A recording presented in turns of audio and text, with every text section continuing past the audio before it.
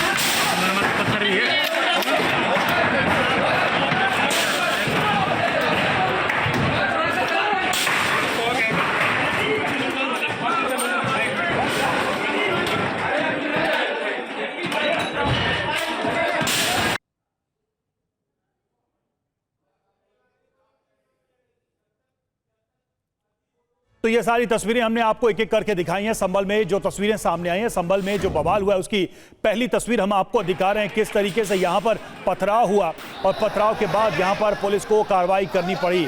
और इस तरह से आज जब कोर्ट कमिश्नर की सर्वे की टीम पहुंची तो वहाँ सैकड़ों लोग जमा हो गए। हालांकि पुलिस की भारी भरकम टीम वहाँ पहले से मौजूद थी। पुलिस ने हालात को संभालने की कोशिश की, लेकिन ये तनाव बढ़ गया।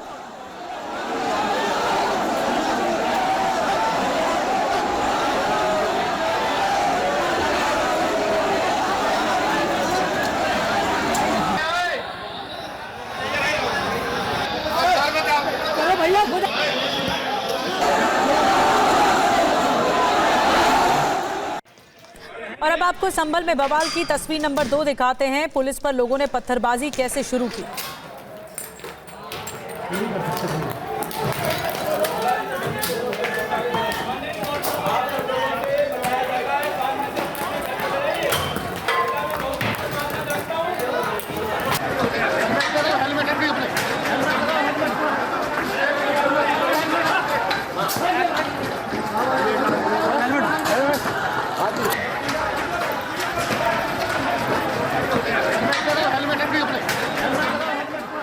तो पुलिस पर कैसे पथराव हो रहा है। दूसरी तरफ से पुलिस लगातार कंट्रोल करने की कोशिश कर रही है, लेकिन पत्थरबाजी रुक नहीं रही है। अगर आप सड़कों पर देखेंगे तो लोगों की चप्पलें बिखरी हुई हैं, पत्थर बिखरे हुए हैं और ऐसा लग रहा है कि रविवार सुबह सुबह लोग पत्थर जमा करके रखे हुए थे और पत्थर ही पत्थर पुलिस पर बरसा रहे हैं।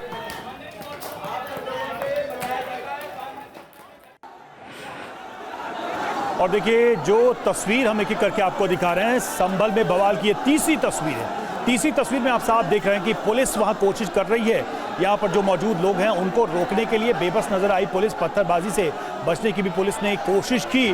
और यहाँ देखिए पुलिस जहाँ पर मौजूद है उसके ठीक सामने काफ़ी भीड़ है और हंगामा हो रहा है। वहाँ से लोगों को हटाने की भी कोशिश की। वहाँ पर जो लोग भी मौजूद थे उनको वहाँ से हटाकर अलग जगह जाने के लिए भी पुलिस ने कहा। ये तस्वीरें आप देखिए, जो तीर का निशान आप देख रहे हैं, ये वही लोग हैं जो भीड़ में मौजूद थे। उनको एक एक करके पुलिस ने वहाँ से खींचकर हटाने की भी कोशिश की। तस्वीरों में साफ देखा जा सकता है।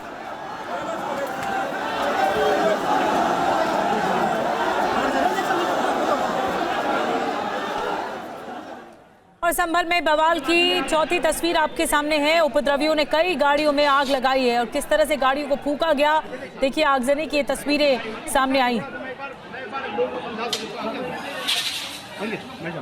ये देखिए, ये तस्वीर देखिए।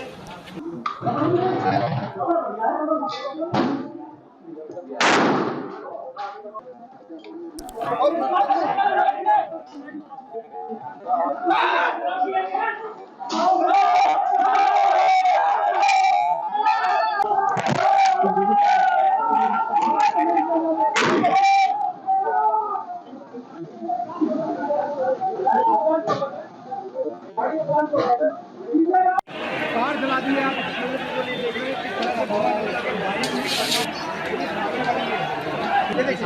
हैं। और संभल में बवाल की 5वीं तस्वीर आपके सामने है। पुलिस वाले अपनी जान बचाते दिखे, हवाई फायरिंग भी की गई।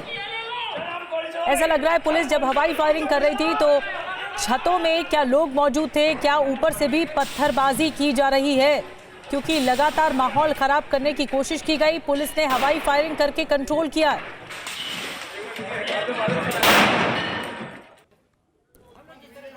और ये है छठी तस्वीर संभल में जो आज बवाल हुआ। सड़क पर पत्थरों और चप्पल जूतों का ढेर लग गया। ये देखिए तस्वीरें हम आपको दिखा रहे हैं, हमारे संवाददाता भी वहां पर मौजूद थे। किस तरह से जहां पर ये बवाल हुआ, जिस सड़क पे बवाल हुआ, जहां पर पत्थरबाजी की गई, वहां पर आप देखिए पत्थर जो फेंके गए और फिर वहां जो लोग मौजूद थे उनके जूते चप्पल उनका ढेर लग गया। तस्वीरों में साफ नजर आया।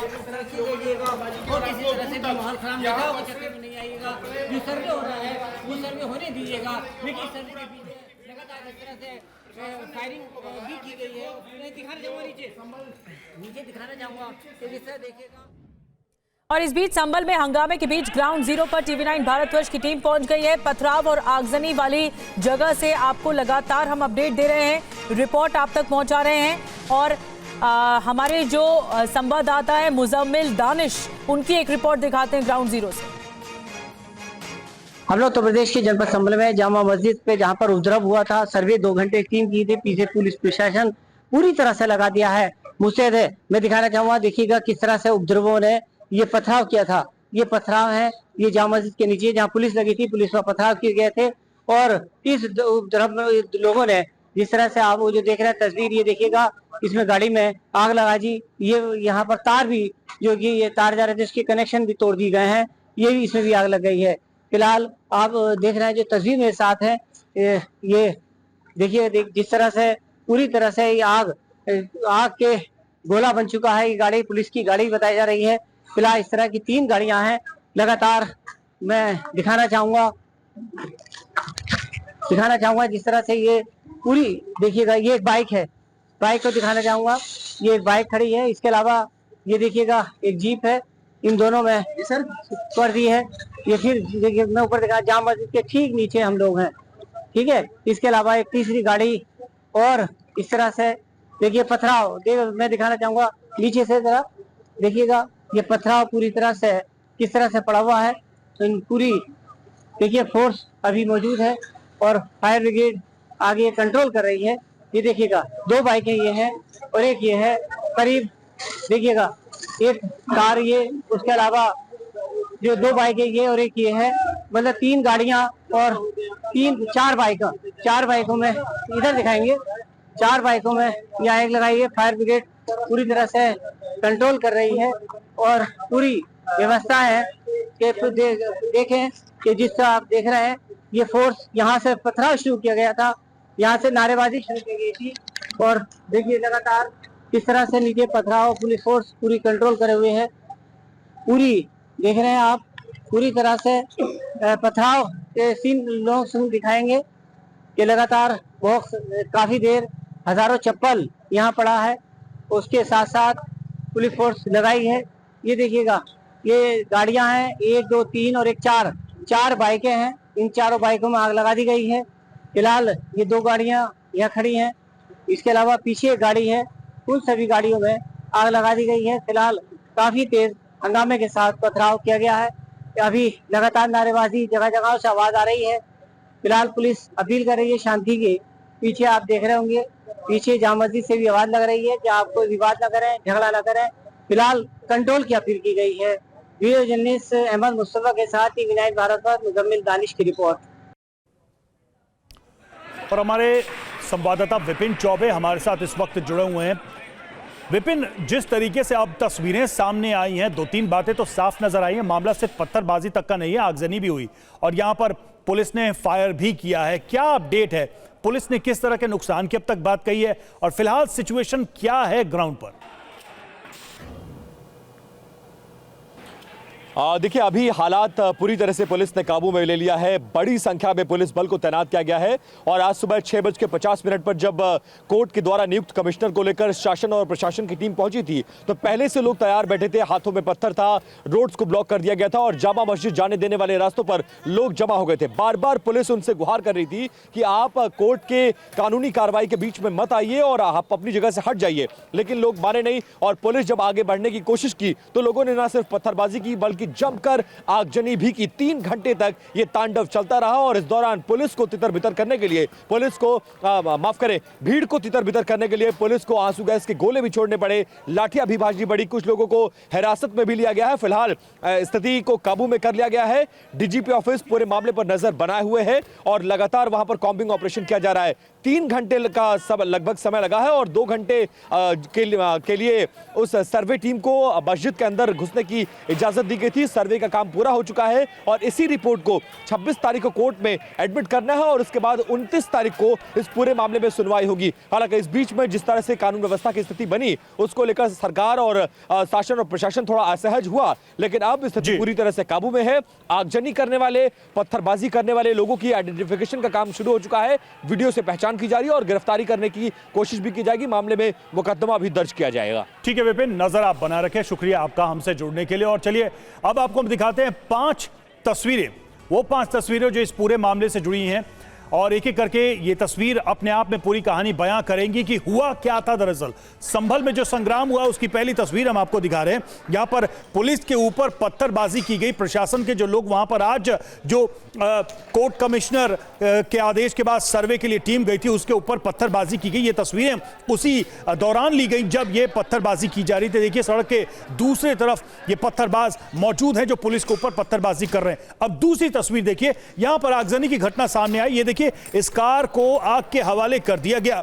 तस्वीरों में आप साफ देख सकते हैं जिधर से पत्थरबाजी की जा रही है उधर से इस गाड़ी में आग भी लगा दी गई। तो इस तरीके से यहां पर माहौल और ज्यादा खराब हुआ। ये देखिए गाड़ी पलटी हुई है और वो धू-धू करके जल रही है। तीसरी तस्वीर, जब स्थिति ऐसी बनी तो पुलिस ने वहां पर अपील की। पुलिस के अधिकारियों ने लोगों से कहा कि पत्थरबाजी ना करें, बच्चे इसमें शामिल ना हो, उनका भविष्य इससे खराब हो सकता है। लगातार इस उपद्रव को रोकने की अपील पुलिस की तरफ से की गई।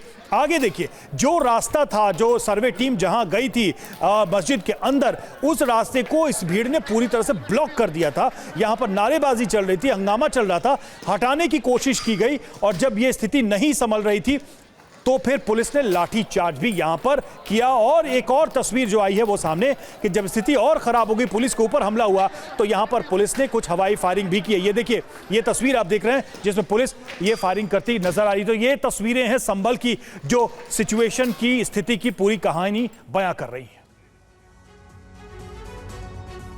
और एक और बड़ी खबर आपको बता दें, संभल में पत्थरबाजी पर डीजीपी का बयान भी आ गया है। पत्थरबाजों की पहचान की जाएगी, ये डीजीपी का कहना है। पत्थरबाजों पर सख्त कानूनी कार्रवाई होगी, ये भी डीजीपी का कहना है। पुलिस के बड़े अफसर मौके पर मौजूद हैं। अभी स्थिति नियंत्रण में है, पूरी तरह से कंट्रोल में है, ये पुलिस कह रही है। अगर डीजीपी ये कह रहे हैं कि स्थिति कंट्रोल में है तो फिर अब हालात ठीक हुए हैं। सुबह से हालात बहुत ज्यादा तनावपूर्ण बने हुए थे। पत्थरबाजी और आगजनी की गई उपद्रवियों की तरफ से, अब इनकी चुन चुनकर पहचान की जाएगी, ये कहना है डीजीपी का। आपको बताते हैं, आपको सुनवाते हैं पत्थरबाजी और बवाल की घटना पर जो संभल के एसपी हैं और डीएम, उन्होंने क्या कुछ कहा। लोगों को इकट्ठा किया गया और इकट्ठा करने के बाद में उन्होंने सर्वे जब चल रहा था उस समय उन्होंने पुलिस पर पत्थरबाजी करना शुरू किया। पुलिस ने उसका जवाब दिया है और उन लोगों द्वारा कुछ पुलिस के सब इंस्पेक्टर्स हैं और उनकी गाड़ियां जो जामा मस्जिद के परिसर के पास में खड़ी थी उनमें आग भी लगाई गई है। उसकी वजह से कुछ प्रॉपर्टी है उसको हानि भी हुई है, लेकिन वर्तमान में जो कानून व्यवस्था है वो कंट्रोल में है। सभी जगह शांति व्यवस्था व्याप्त है, ड्यूटियां लगाई जा रही हैं। फिर से सर्वे कंप्लीट हो चुका है और सर्वे टीम को सुरक्षित हमने अपनी जगह पे पहुंचा दिया है और बाकी जो चीजें हैं वो भी कंट्रोल में है। जो भी दंगाई हैं या जो भी शरारती तत्व हैं उन पर कठोर कार्रवाई की जाएगी और किसी को भी बख्शा नहीं जाएगा। तो एसपी और डीएम को सुना आपने कि हालात कैसे खराब हुए और किस तरीके से प्रशासन और पुलिस ने एक्शन लिया। यहां पर संभल में आज क्या हुआ, एक बार हम आपको फिर से इस विस्तार से बताते हैं कि हुआ क्या। दरअसल तो जामा मस्जिद में सर्वे को लेकर बवाल शुरू हुआ। भीड़ ने मस्जिद के सर्वे का विरोध किया और पुलिस पर भीड़ ने भारी पथराव भी किया। भीड़ ने कई गाड़ियों को आग के हवाले कर दिया। भीड़ पर पुलिस ने लाठीचार्ज किया। पुलिस ने आंसू गैस के गोले भी दागे। हंगामा कर रहे कई आरोपी गिरफ्तार किए गए। इस मामले में पत्थरबाजों की पहचान की जा रही है। मस्जिद के बाहर भारी पुलिस बल तैनात है। कोर्ट के आदेश पर दूसरी बार सर्वे के लिए टीम यहां पहुंची थी और उसी दौरान ये बवाल हुआ।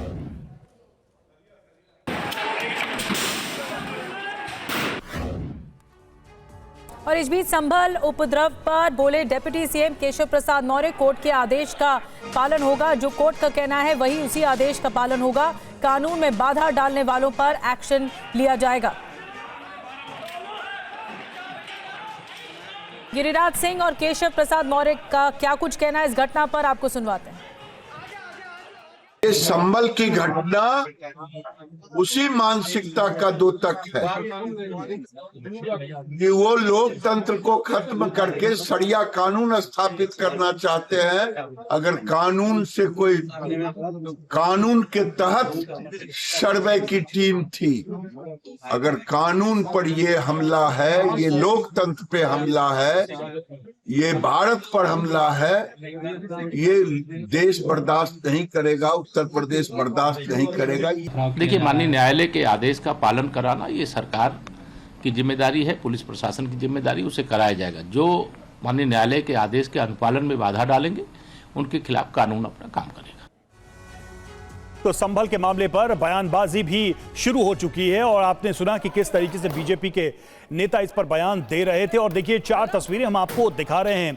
आज जो कुछ भी संभल में हुआ, सर्वे के दौरान पत्थरबाजी की घटना हुई, वहां पर काफी बड़ी संख्या में लोग जमा हुए और पत्थरबाजी की पुलिस और प्रशासन के ऊपर। मस्जिद के अंदर सर्वे की टीम गई और आज 2 घंटे तक लगभग ये सर्वे हुआ। भारी सुरक्षा बल की तैनाती यहां पर की गई थी और अभी भी वहां पर सिक्योरिटी बढ़ा दी गई है। कई आरोपी इस मामले में गिरफ्तार भी कर लिए गए हैं, जो लोग इस पत्थरबाजी में, इस हिंसा के मामले में शामिल थे, और बाकी आरोपियों की पहचान जारी है पुलिस प्रशासन की तरफ से।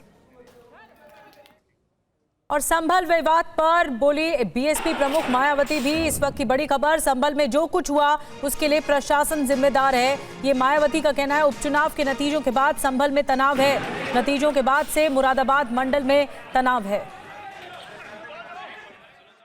कल यूपी में उपचुनाव को लेकर आए अप्रत्याशित नतीजों के बाद से खासकर संभल जिला सहित पूरे मुरादाबाद मंडल में काफ़ी तनाव की स्थिति व्याप्त थी कल से ही। ऐसे में शासन व प्रशासन को संभल में मस्जिद व मंदिर विवाद को लेकर सर्वे कराने का कार्य आगे बढ़ाना चाहिए था, तो ये ज़्यादा बेहतर होता। लेकिन ऐसा ना करके जो आज वहाँ सर्वे के दौरान जो कुछ भी बवाल हुआ है, हिंसा हुई है, तो उसके लिए यूपी का शासन व प्रशासन पूरी तरह से जिम्मेवार है। और संभल में हुए विवाद के बाद हिंदू पक्ष के वकील विष्णु शंकर जैन और संभल सांसद का क्या कहना है, आइए सुनते हैं। और अब ये सर्वे पूर्ण हो चुका है और अब 29 नवंबर को जो इस केस की तारीख निर्धारित है, मुझे ऐसी आशा है कि एडवोकेट कमिश्नर महोदय अपनी रिपोर्ट कोर्ट के समक्ष प्रस्तुत करेंगे। मैं इस सर्वे के ही खिलाफ हूँ, चाहे वो ज्ञानवापी का हो या यहाँ का हो, जामा मस्जिद हमारी संभल का हो।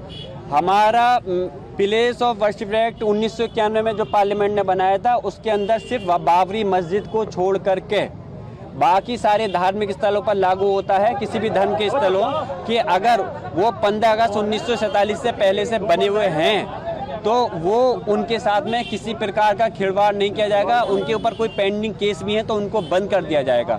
लेकिन यहाँ तो नए नए केस डाल करके उस केस की संविधान की धज्जियाँ उड़ाई जा रही हैं। मैं इसके खिलाफ हूँ। और आइए अब आपको बताते हैं कि हिंदू पक्ष का इस पूरे मामले पर दावा क्या है और मुसलमान पक्ष का, मुस्लिम पक्ष का क्या दावा है। क्योंकि ये पूरा विवाद जो मस्जिद की जगह हरिहर मंदिर थी और ये कहा गया हिंदू पक्ष की तरफ से मस्जिद 500 साल पुरानी है। बाबर ने 1529 में मंदिर तोड़ा और मंदिर को खंडित करके मस्जिद नहीं बनी। मुसलमान पक्ष कह रहा है बाबर ने मंदिर तोड़कर मस्जिद बनाई और मस्जिद समतल भूमि पर बनाई गई। हिंदू पक्ष क्या कुछ कह रहा है ये भी बता रहे हैं आपको। मस्जिद के अंदर शिवलिंग मौजूद है, मस्जिद का जो प्रमाण है वो मौजूद है, ये मुसलमान पक्ष कह रहा है। तो दोनों पक्ष के अलग अलग दावे हैं। इस बीच सर्वे कराया गया है, सर्वे खत्म हो गया है, कंप्लीट हो गया है। 29 नवंबर को बताया जा रहा है कि अब रिपोर्ट जब सौंपी जाएगी तो देखना होगा कि रिपोर्ट में क्या कुछ अहम बातें हैं जो कि सर्वे के दरमियान सामने आई हैं। लेकिन ये तस्वीरें भयानक हैं, तस्वीरें डरा देने वाली हैं। सर्वे चल रहा है लेकिन उससे पहले कोर्ट के आदेश के बाद ही सर्वे कराया गया। सर्वे के बाद इस तरह से अगर तस्वीरें सामने आई तो ये बहुत ज़्यादा तनावपूर्ण हालात को बताती हैं। पुलिस प्रशासन को निशाना बनाया गया, उपद्रवियों की तरफ से हिंसा की गई, पत्थरबाजी की गई, आगजनी की गई, गाड़ियों को फूंक दिया गया, सरकारी संपत्ति नुकसान पहुंचाई गई। ये देखिए कैसे गाड़ी को जला दिया गया है, पूरी तरह से पूरी गाड़ी ही जला दी गई है। माहौल को खराब करने की कोशिश हुई है। अब प्रशासन कह रहा है कि उपद्रवियों की पहचान की जाएगी, जो इस पूरे इलाके में सीसीटीवी हैं उन्हें खंगाला जाएगा, एक एक उपद्रवी की पहचान की जाएगी। लेकिन ये तस्वीरें बताती हैं क्या जानबूझकर हिंसा की कोशिश की गई? जब सर्वे चल रहा था क्या जानबूझकर इस तरह माहौल खराब करने की कोशिश की गई? केशव प्रसाद मौर्य की तरफ से कहा जा रहा है कि हर उपद्रवी पर एक्शन होगा। मायावती कह रही हैं कि इस पूरी घटना के पीछे प्रशासन जिम्मेदार है, ये घटना निंदनीय है। इस पूरे मामले पर प्रतिक्रिया भी सामने आ रही है सियासी दलों की, लेकिन ये तस्वीरें ग्राउंड जीरो से जो हम आपको दिखा रहे हैं, पुलिस अभी कह रही है कि हालात नियंत्रण में हैं। और संभल मामले पर एक के बाद एक बयान सामने आ रहा है। संभल मामले पर बोले शहाबुद्दीन बरेलवी, लोक कानून व्यवस्था से खिलवाड़ न करें, पत्थरबाजी करने वालों से शांति की अपील। संभल की जामा मस्जिद का मामला सर्वे को लेकर के कोर्ट में लंबित है और अभी वहां पर पथराव और तोड़फोड़ हुई है और भारी तादाद में लोग इकट्ठा हुए हैं, विरोध किया है। तो मैं संभल के तमाम मुसलमानों से अपील करना चाहता हूं कि ऐसा हरगिज़ न करें और कहीं तोड़फोड़ या पथराव करना या भारी भीड़ के साथ में इस तरह का विरोध प्रदर्शन करना मुनासिब नहीं है। तो लगातार हम आपको तस्वीरें दिखा रहे हैं पुलिस प्रशासन पर किस तरह पत्थरबाजी की गई। आज सुबह सुबह माहौल बहुत ज्यादा तनावपूर्ण बन गया और सिर्फ संभल में नहीं, देश के 4 प्रमुख धार्मिक स्थलों पर सर्वे को लेकर पहले भी स्थिति तनावपूर्ण बनी थी, लेकिन संभल में आज हालात बहुत ज्यादा खराब हो गए। तौकीर रजा क्या कुछ कह रहे हैं इसी मुद्दे पर, आपको सुनवाते हैं।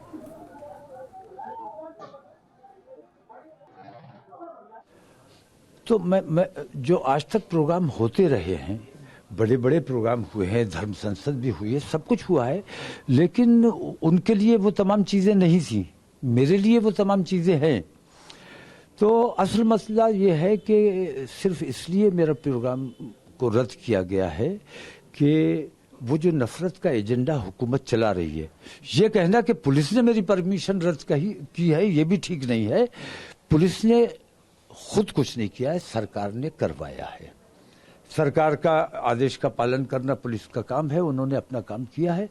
लेकिन सरकार को मेरे इस प्रोग्राम से ये अंदेशा था कि वो जो नफरतों का एजेंडा चलाते हैं और हिंदू समाज के दिलों में मुसलमानों के खिलाफ नफरतें और मुसलमानों का खौफ डालने की कोशिश करते हैं कि एक रहोगे तो सेफ रहोगे, इस किस्म के नारे जो देते हैं, उनको ऐसा लगा कि मेरे प्रोग्राम से जो एकता का, भाईचारे का मैसेज जाएगा और प्यार मोहब्बत का जो मैसेज जाएगा, उससे उनके उस एजेंडे को कहीं नुकसान पहुंचने का अंदेशा है। इस वजह से मेरे प्रोग्राम को रद्द किया गया है। मैं अगर प्रोग्राम करता तो सिर्फ रामलीला ग्राउंड की पुलिस को व्यवस्था करनी थी, सरकार को व्यवस्था करनी थी, लेकिन पूरी दिल्ली को परेशान किया गया है और पूरी दिल्ली में फोर्सेज और जगह जगह मोहल्ले मोहल्ले गलियों गलियों बैरिकेड्स लगाए गए हैं, यहाँ बॉर्डर सील किए गए। ये तमाम काम जो किए गए हैं, ये हमसे खौफ नहीं है, असल में उनके उस एजेंडे को नुकसान पहुंचने का अंदेशा है। तो पुलिस को भी परेशान किया गया, दिल्ली वासियों को भी परेशान किया गया। मुझे बहुत अफसोस है कि मेरी वजह से कुछ लोगों को परेशान होना पड़ा, लेकिन मैं शांति का पैगाम लेकर आ रहा था और मेरे प्रोग्राम में तमाम धर्म गुरुओं को बुलाया गया था। मेरे उलमा और मैं कम बोलते, लेकिन दूसरे मजहब के जो धर्मगुरु थे उनसे बुलवाना था मुझे, और जो अपने देश से प्यार करने वाले हिंदू एक्टिविस्ट हैं उन लोगों की तकरीर होनी थी। मजमा मुसलमानों का होता और बोलने वाले हमारे हिंदू धर्म के लोग होते तो एक अच्छा मैसेज जाता और एकता भाईचारे का माहौल बनता। तौकीर रजा को सुन रहे थे आप, और देखिए संभल से लगातार तस्वीरें अब एक एक करके सामने आ रही है। ये जो तस्वीर आप देख रहे हैं ये तब की है जब वहां पर जो वाहन मौजूद था उसमें आग लगा दी गई। पुलिस को ऊपर पथराव जब किया जा रहा था उसी दौरान वाहनों को आग के हवाले भी कर दिया गया, गाड़ियों को आग के हवाले कर दिया गया। ये तस्वीरें आप देखिए, पुलिस पर एक तरफ पथराव की तस्वीरें, दूसरी तरफ रास्ता बंद किया गया हटाने के लिए, खाली करने के लिए, इस बवाल को शांत करने के लिए पुलिस को यहाँ पर लाठीचार्ज भी करना पड़ा और आखिर में स्थिति तनावपूर्ण हो गई और आगजनी हुई। यहां पर टीयर गैस का इस्तेमाल पुलिस को करना पड़ा है।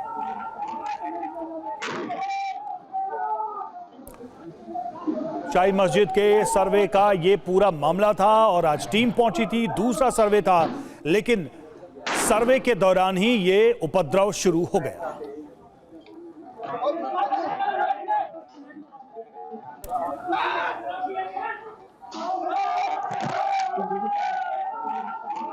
और आइए अब आगे बढ़ते हैं। महाराष्ट्र चुनाव के नतीजे आ चुके हैं और अब अगले दिन महायुति के 10 विधायक कोल्हापुर से रवाना। आपको बता दें महायुति के एमएलए चार्टर्ड फ्लाइट से रवाना हुए हैं क्योंकि विधायक दल की बैठक है। कोल्हापुर से मुंबई पहुंच रहे हैं विधायकों के साथ लगातार अब बैठकों का दौर चलेगा और महायुति के जो एमएलए हैं वो चार्टर्ड फ्लाइट से रवाना हुए। ये तस्वीरें तब की हैं जब फ्लाइट से रवाना हो रहे थे। कोल्हापुर से मुंबई पहुंच रहे हैं विधायक, तो जो विधायक जीत गए हैं कोल्हापुर से मुंबई पहुंच रहे हैं और अब बैठक होगी। इसके बाद महायुति में अलग अलग दल बैठकें कर रहे हैं। शिवसेना शिंदे जो गुट है वो अलग बैठक कर रहा है, अजित पवार गुट भी बैठकें कर रहा है अपने विधायकों के साथ ही बीजेपी भी अब बैठकों का दौर शुरू हो जाएगा। अब सरकार बनाने की कवायद है। ये देखिए विक्ट्री का साइन दिखाते हुए विधायक दिख रहे हैं, कोल्हापुर से मुंबई आ रहे हैं। महाराष्ट्र में बंपर जीत के बाद महायुति में बैठकों का दौर जारी है। मुंबई में शिंदे गुट के विधायकों की मीटिंग जारी है। अजित पवार भी विधायकों के साथ मंथन कर रहे हैं।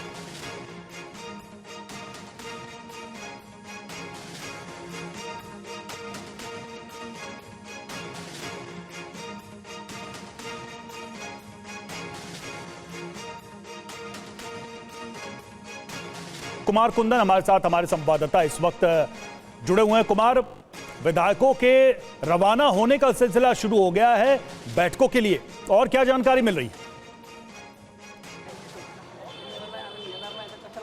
देखिए रवि, मैं तस्वीरों के माध्यम से आपको दिखाना चाहूँगा।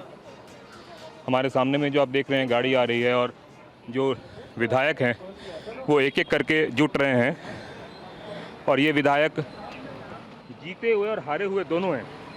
यह दिलचस्प है कि अजीत पवार ने सबों को बुलाया है अपने घर पे और यहाँ पे एक एक करके विधायकों से वो फीडबैक ले रहे हैं और उसके बाद आगे की रणनीति तय करेंगे।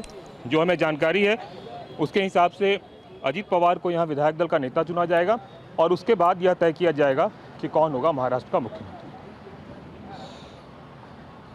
बिल्कुल, बैठकों का दौर लगातार चल रहा है जैसा कि आप तस्वीरें दिखा रहे हैं।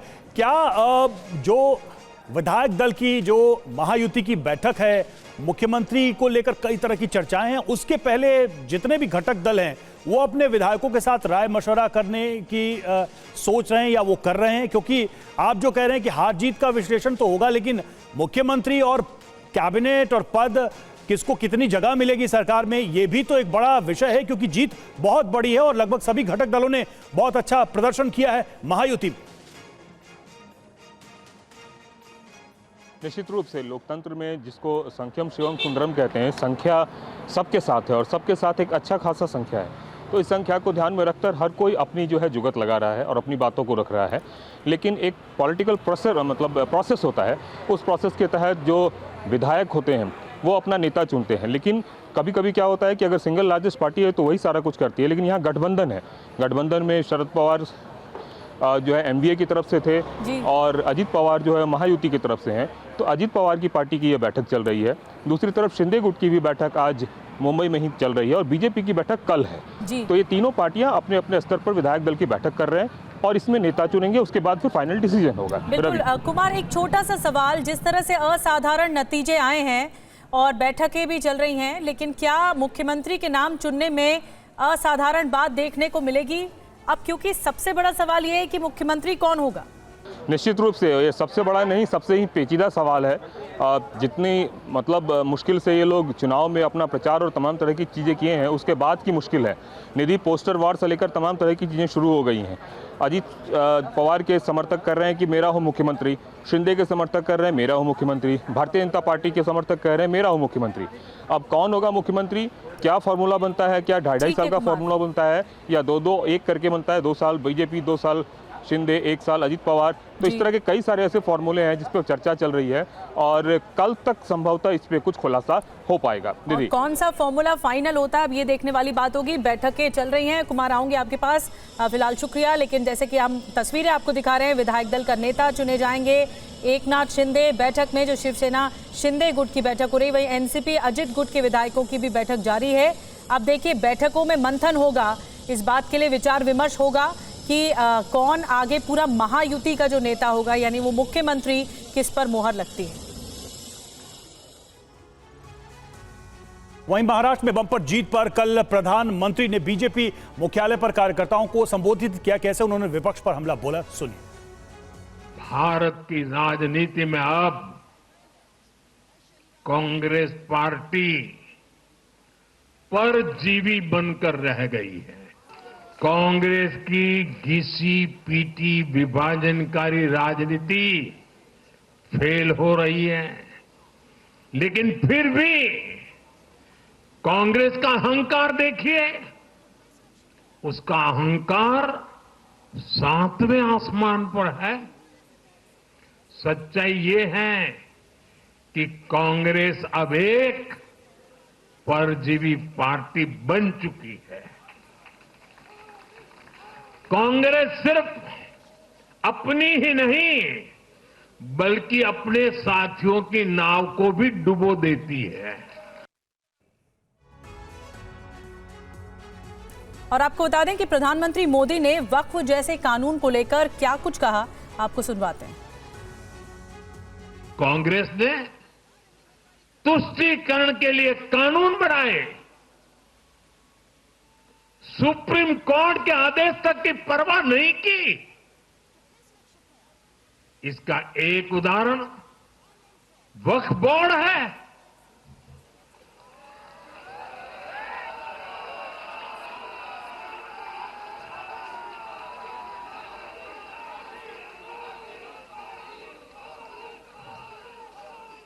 दिल्ली के लोग तो चौंक जाएंगे। हालात ये थी कि 2014 में इन लोगों ने सरकार से जाते जाते दिल्ली के आसपास की अनेक संपत्तियां वक्फ बोर्ड को सौंप दी थी।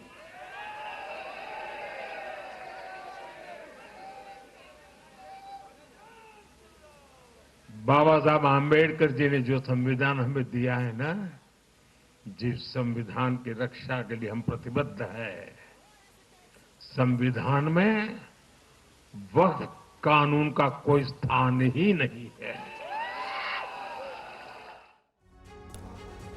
और महाराष्ट्र में जीत पर प्रधानमंत्री मोदी ने विपक्ष पर कटाक्ष किया। उन्होंने कहा कि परिवारवाद हारा, नकारात्मक राजनीति की भी हार हुई है। आज महाराष्ट्र में विकासवाद की जीत हुई है। महाराष्ट्र में सुशासन की जीत हुई है। महाराष्ट्र में सच्चे सामाजिक न्याय की विजय हुई है। और साथियों, आज महाराष्ट्र में झूठ, छल, फरेब बुरी तरह हारा है।